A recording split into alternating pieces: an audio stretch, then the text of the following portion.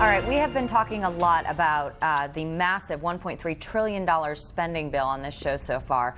The legislation allocates billions of dollars in funding, though, for some very, very good and worthy causes, one of which is opioid abuse treatment, prevention, and research.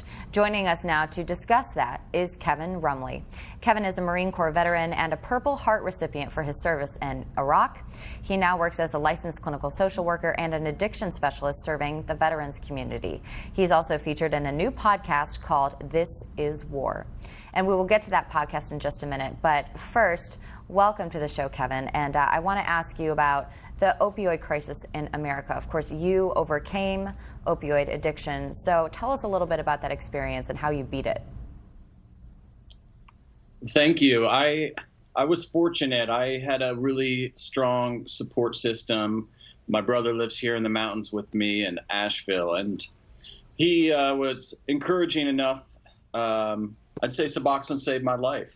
I was really close to death, really thinking that instead of just committing the act of suicide, I would slowly die through my substance use. But Suboxone gave me that platform for recovery.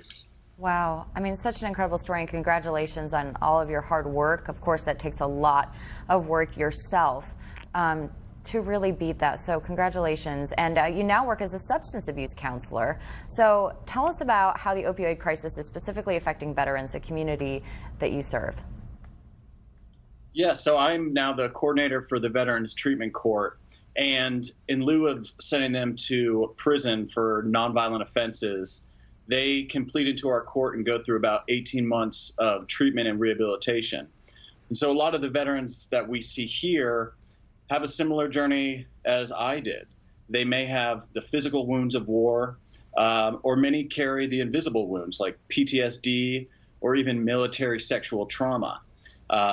In Western North Carolina, we do see firsthand the opioid epidemic. The biggest challenge is overcoming this kind of antiquated idea that you're either using substances or you're not. And so we're really wanting to educate our veterans in the community about harm reduction and medications like methadone and Suboxone that can support our veterans on their recovery journey. Rob, did you have a question to ask Kevin? I do. Hi, Kevin.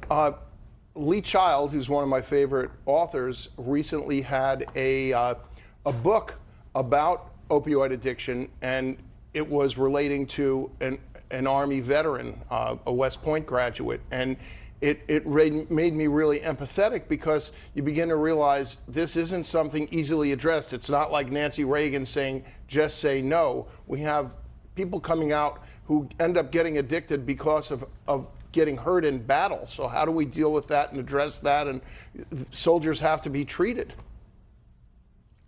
Exactly, and that was the place I found myself. I left Walter Reed Hospital. I had been there for 2 years.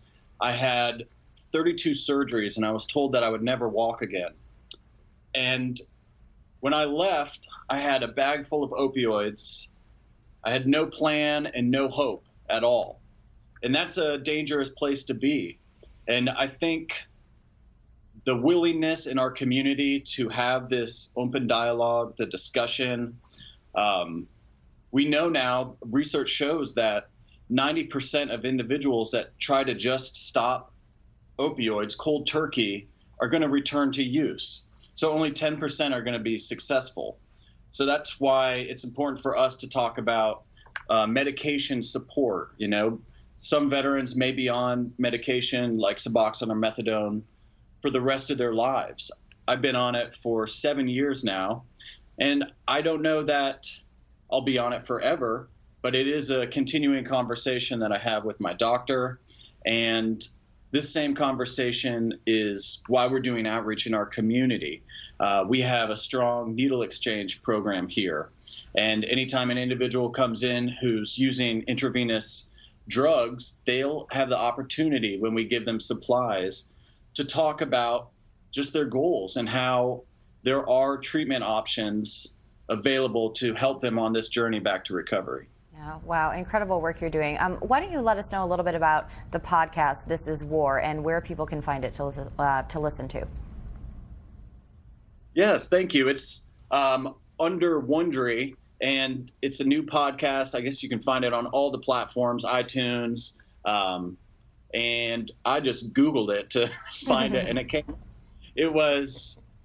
it's a new podcast from the creator of Sword and Scale, and it is a wonderful kind of firsthand account of veterans that are discussing both the experience in combat and then their transition back into the community. And I think the best quote or summation of what I'm hearing time and again is from Sebastian Junger. He wrote a book called Tribe, and he said that while many of our veterans are willing to die for their country, when they return home, they're not sure how to live for it. And that is kind of the theme that we're finding over and over again. And so the Veterans Treatment Corps, we really want to find a sense of hope again and purpose outside of the service.